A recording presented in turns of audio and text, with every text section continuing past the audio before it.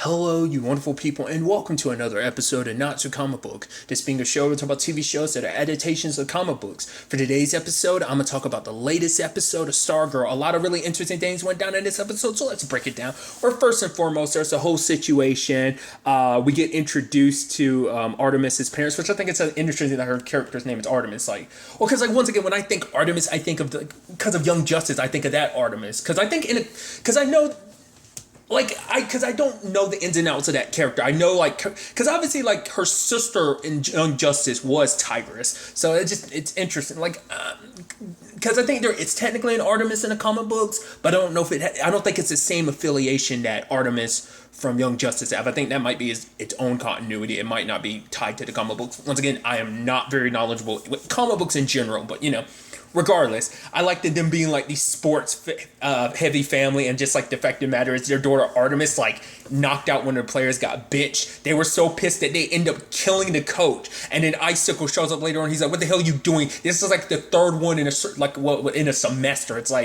Yeah, but. It's oh, the other one left, and the other one mysteriously had an accident with a lawnmower. It's wow. Also, I love, when we finding out that, once again, it's just I love every time we turn around, we're finding out, oh, the Injustice Society has, kids at the school. Once again, it makes sense in the grand scheme, because it seems literally at this point, the only one we're not aware of that has kids, it seems the only one is, the gambler. He seems the only one that doesn't have kids.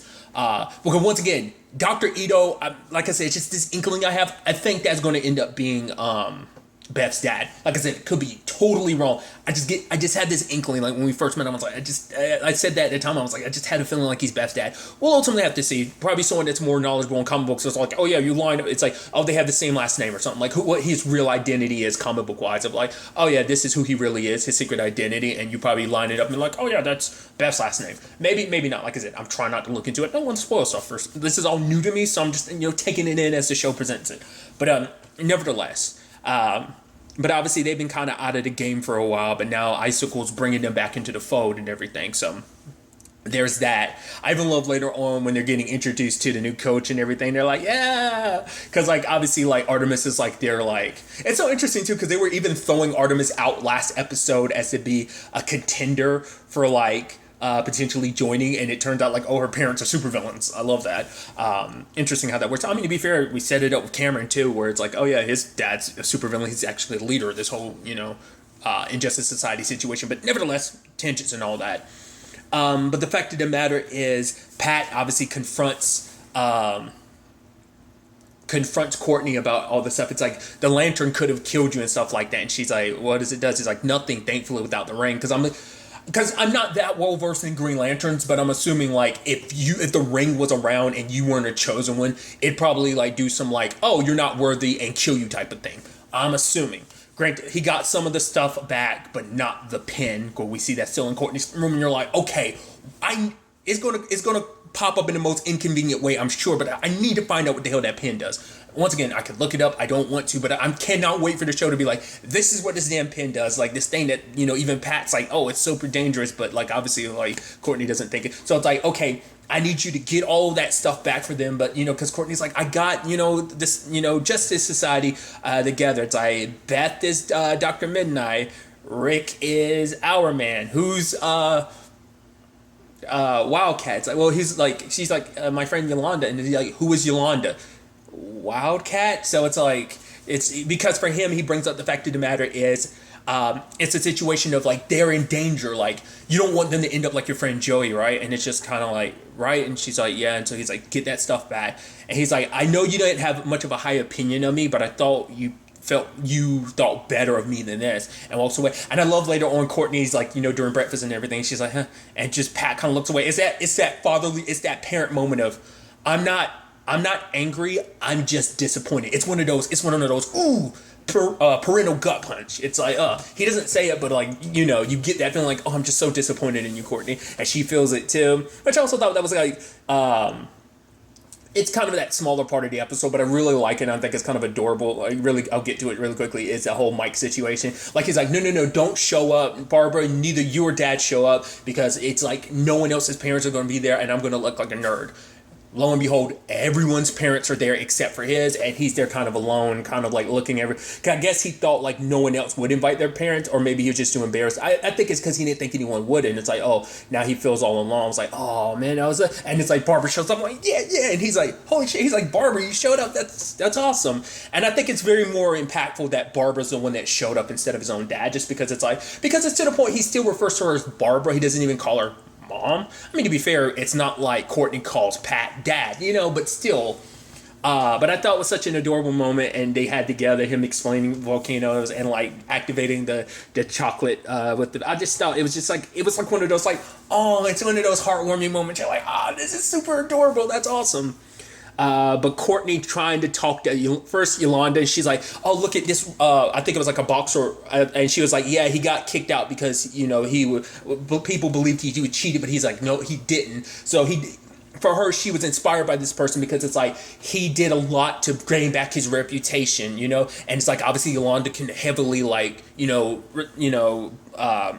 co-sign on that because obviously she's going through a similar thing. So for her, it is a very inspirational story. She's like, and Wildcat gave her the second chance to kind of take back herself, and it's like, yeah, and she felt so bad because it's just like, I'm supposed to be taking this suit from you, but I can't. Then she meets up with Beth later on. Beth is having fun with good old Chuck, and it's just like the fact of the matter is, it's like, oh, like they're talking about a book. She's like, oh, you just download the movie. He's like, oh, maybe I should burn the book. And she's like, oh, you're hilarious, Chuck. He's like, I'm always here. And I'm like, and for her, it's like, oh, thanks. This is like the greatest thing ever because he's just like, whoa, you calling me Stargirl? And it's like, no one listened to me except for Chuck. And I was like, that's the most heartbreaking thing. She was like, no one ever listens to what I have to say except for Chuck. She's like, oh my god, he's like my best friend. And it's just like Courtney's just like, kind of makes her feel worse and worse about it. So she couldn't do it because she knew how important this had become for both of them. It's like, I kind of screwed up by giving this to them. Now it's like I'm in a position where I have to potentially take it back. She even brings it up to them at lunch, but neither one of them is willing to do it because it's like, this isn't Pat's stuff to take back. So like, I mean, he has a little claim to a tiny bit claim at very least because it's like, well, he was a part of the Justice Society and everything, but it's still a thing of like they still weren't his things, but he is as the sole member of the Justice Society, even though he was kind of like the sidekick and everything, he still owns a little ownership to it. It's kind of his keepsakes to kind of keep, And at the same time, he tried to talk to Rick. Obviously, Rick's not really listening. And I like that we didn't learn about the whole hour thing. And it's like his dad specifically constructed it like that because he never wanted to be super strong all the time because he knew how addictive it could be. So he allocated it to be 1 hour. It still doesn't answer the question I brought up before, whether or not you can deactivate it and reactivate that hour. I don't think it is. I think once it's activated, it's activated. I kind of figured that much, but I was just curious whether there was kind of wiggle room for how that works. I mean, who knows? Maybe later on it could be modified so you could do that. But obviously the limiters are set in place so you don't get too addicted to the power and cross over. Because it's like, look what you did to this truck. To be fair, his uncle's a piece of shit. So no love lost there, but still. I also felt bad for Pat because like Rick starts talking mad shit because it's like, well, because sadly Pat didn't know. For one, Pat didn't know that Rex had a son. He didn't know that Solomon Grundy killed both of Rick's parents. It's like, you've had this journal this entire time and it's like, you knew about the Injustice Society and everything, but what have you done? I mean, in that 10-year time period, we're not fully sure what Pat has been. I mean, I'm sure to be fair, he's basically had to do this whole thing on his own. Like, he was always kind of the sidekick, so he's never, but it's like now he has to step up from being a side, I mean, that 2 years, that time, like, we know at least for the past 2 years, he's just trying to been protecting, his family, keeping them obviously away from all of this. But I'm assuming he was trying to find Starman's replacement because, Starman said, like, oh, the staff belongs to someone else, But nevertheless, it's a thing of, like, it's just like Rick saying all of that. It's kind of, you worked with Starman and everything. So it's like, what did you do for him? And walks away and be like, that sucks that you would say that. Especially because we're talking about, like, the people he considered, like, his second family. Maybe even his first family, like that. He lost all of them. You weren't there when he literally watched everyone he cared about die in front of his eyes, So it's just, especially him and Starman, because like they had history. They've known each other for for years, So it's like, it was kind of a little bit of a dick. To be fair, Rick, once again, we kind of dived into it last episode, has anger issues. To be fair, we understand where those anger issues come from, but still just like, So now it's a thing of like, obviously Courtney's still trying to talk to them and like, we should listen to Pat. At least you go talk to Pat. It's like, no, just for Pat to try and take our stuff from us. Like, if he tried to take your staff from you, would you let him? She doesn't say anything. They're like, of course you wouldn't. If you prove our point. So obviously, the gambler had met up with sports. I think one of his Artemis's dad, the sports master. Obviously, her mom is Tigress, which we'll get to that soon enough. But I like that whole, like, obviously it's not like the whole group is 100% copacetic, because like obviously they look at him like an idiot. They're like, oh, they can't stand, because he's like, oh, friends, and they're like, we're not friends. He's like, oh, but aren't we? So obviously it's not like they're 100% okay with each other. I mean, obviously they're only working together because of this plan and everything is, kind of what I'm trying to get at. But regardless, the gambler is hacking into some satellites. Once again, we still don't fully know what their plan is with this whole New America thing they're trying to do. But it's like, come on, we can go after him. It was actually interesting, obviously, finally learning what the gambler can do. He actually doesn't have any powers, but he's super intelligent. His whole thing's about probability. Like, he's, being able to figure out the probability of stuff, but he's also, like, a whiz at, like, obviously tech, like hacking and stuff like that. So it's like, hey, we're going up against probably the easiest member of the Injustice Society. So, like, yeah, let's go take him down, especially as no powers. There's 4 of us. And Courtney's, like, reluctant, like, yeah, all right, let's do it. They show up, everyone in costume and everything, which is so cool. And obviously Courtney's trying to lead, but obviously Rick is like, nah, get out of my way, I'm going to do this. About to break in there, and Courtney's like, no, you're just going to set off the alarms. Luckily Beth, with Chuck, is able to kind of get them inside. And I thought it was an interesting moment where they end up going there. And it's like, well, I thought it was kind of a nice twist where it turns out, oh, the gambler's not actually there. He's hacking from somewhere else. I mean, to be fair, that's kind of hacker 101, because you're able to kind of like pimp, like it seemed like you're hacking from somewhere directly. But nevertheless, it was kind of, but the point I was going to make is it's a even realer moment, because it's like they see a dead body and it kind of shocks all of them, because it's like, that's the first time any of them seen it. Like, obviously, it's one thing to see something like that up close and everything. It makes it real. But obviously Sportsmaster and Tigress, and I actually really liked this. It was like a pretty badass battle. Like, and obviously it shows you just how much more skilled than our junior Justice Society members are.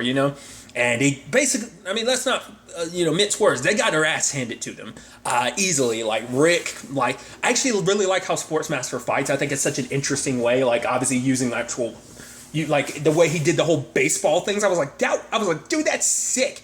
I think it's like probably a combination of, it seems like he's almost like if you almost combine, like, Deadshot with a Green Arrow, because like his utensils are like modified, like how, at least obviously they do it a little bit in Arrow, but obviously it's not to the extent it is in the comic books and the cartoons. But like the gimmick type of arrows that Green Arrow uses, like the punch glove arrow and stuff like that, like it seems like it's kind of stuff like that, but like he's got like maneuverability, kind of like his, like, I mean, he fights much like Green Arrow in that regard, like moving his body, but it kind of reminded me of Deathstroke a little bit. But nevertheless, like I said, that those 3 baseball things, that was pretty sick. But my thing is, I'm wondering, is it kind of like a precision thing? Like, he can basically, it's almost like he can slow down time and kind of know where everything is going. Like, he knows how stuff is going to bounce and ricochet. Is that kind of it?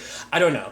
Like, it kind of makes me, I know Marvel example, but it kind of reminds me a little bit of Bullseye a little bit too. Just like the way he fights. Regardless, I just, like I said, just thought it was such a unique fight. And obviously, like, Wildcat versus Tigress, and just like, I mean, Yolanda held her own in certain regards, but obviously, like, Tigress, like, it's like, and we're talking about villains who've had years of experience. So these are people who are still, learning themselves, because obviously, like,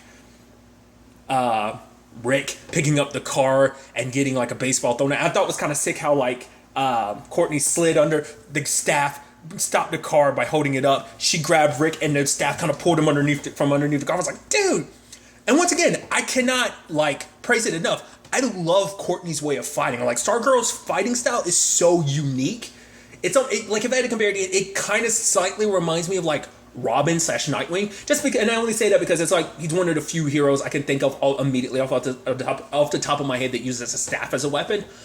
So that's, but it's just, it's so dope, like, her flipping and just, like how she, like, throws the, staff, and how she can, like, flip backwards, dodging it. I was like, the choreography of that looks so sick. just like how like her fighting style. It's like I said, it's because it's such a different fighting style. I mean, you literally have something that kind of like you can like throw at someone and suck back towards you. It kind of still does its own thing. Hell, even to the point like that explosive hockey puck, the staff flew up in there. I was like, don't tell me, is the staff going to blow up? But luckily it didn't, but it came back down. It was powered down. She's like, come on. And she was scared for a second, but it powers back. And I'm like, oh, because I was thinking like, was your staff about to get blown to pieces? But it's like, I mean, who knows what it's 100% made of, but still, I mean, we're talking some cosmic energy, probably made from some cosmic materials as well. But still, it was like, oh, that kind of worked out for them. Obviously, everyone unites up, and it's just like, it's like, all right, they're planning on ending this, but luckily Pat, or rather Stripe, shows up in time and kind of acts as a bit of a deterrent, and they end up getting away. But obviously when it's all said and done, like Yolanda, Beth, and Rick are actually kind of impressed. They're like, wow, no way he made this from just like a car, more like 20 cars. And Rick is like, Courtney was right. We did underestimate Pat, And I love the whole thing of like, they're about Pat and Courtney. I love that moment between them. It's actually super adorable. Like the fact of the matter is, she's like, yeah, they didn't even listen to it. I think he's like, I know, right? He's like one in one ear and out the other. She's like, right? She's like, and she's not getting it. It literally takes her a while. He's like, now you know where I'm coming from, how I'm feeling. And she turns, she's like, see what you did there? And he's like, yep. But the fact of the matter is, he's not going to like chastise her too much, because he's like, you can't get that stuff back, can we? And Courtney was kind of like, nah, not at this point. So he's like, for now, it's like, well, the fact of the matter is, we do need to stop them. And it's like, well, you've already assembled this team, so it's like, we need to get to your training and stuff like that. Which is like, yeah. I mean, every hero's got to step up and get their training underway. So I mean, I'm interested to see what that training ultimately looks like. But I thought that was so dope. Obviously, it's so interesting because we have our Justice Society like together at the garage, and then we have our Injustice Society sitting around the table talking about. It's interesting because like their plan can't work without Brainwave, because Brainwave is, I guess his psychic abilities are necessary. I guess they're going to try and use. I'd assume it might be like a mind control thing, like the satellite. They're going to take Brainwave's mind control abilities and like his psychic abilities and amplify it to probably like take control of people's minds. I'm assuming it's going to be something kind of to that extent, kind of similar to maybe like something similar to the Myriad thing in Supergirl. Probably something similar to that, maybe. Early assumptions I'm making. But I did we also learned how the principal Anya, how she ended up becoming the Fiddler. It turns out her husband was the Fiddler, so there's a connection there. But I should also note, obviously this was also a heavy day for Jordan as well, because it's him and Cameron are mourning Cameron's mom, obviously Jordan's wife, dying. It's her birthday. And what it also showed us too, it's he's blow out the candle. The moment he was about to do it, I was like, he's gonna have ice breath in his, isn't he? And he blows out the candle and it's there, and I'm like, so I'm assuming he's one of the few kids. Well, because once again, that answered the question I had. I'm like, you saw your dad with the ice powers and stuff like that, so he knows what his dad does. He probably doesn't know his dad's a supervillain. He just say, oh, my dad's probably a metahuman. He doesn't realize his dad's a killer and a supervillain. Probably, maybe, I would assume not, but I could be wrong. But it's he might be the only kid that's aware of his abilities, I guess. I mean, because Artemis, it seems like she probably naturally has some advantages, obviously skill wise because of her parents, but I'm sure it's also because they heavily put her through training, because they're like, yeah, we're gonna go to the city date night. She's like, you never go on date night. It's like, yeah, but we are now, so make sure you do your push-ups, your this, and your that, just kind of all this sports athletic stuff of just your exercises and stuff like that. We love you, honey, and bounced. But it begs the question about Cameron, is he going to find out what his dad's done? Or is he going to, because obviously his wife was okay with it, because whoever gets him, we're going to kill him, because this is for the sake of our son in the future. So it's will Cameron go okay, I get it, you're doing it for me, or will he turn on them? I'm curious, where he's going to fall in this, especially because we got because it's so interesting, because we have the Justice Society has 100% new members. It's the next generation. We're already setting up the next generation of the Injustice Society with all these other people, so I think that's going to be interesting, how much the mantle ends up passing down to each one of them. Regardless, I'm very, very interested to ultimately see where all of this ends up taking us going forward into the next episode. But really, that's all I want to talk about. So the next time we meet, be happy, be safe, live life to the fullest, and enjoy it. Good day and goodbye.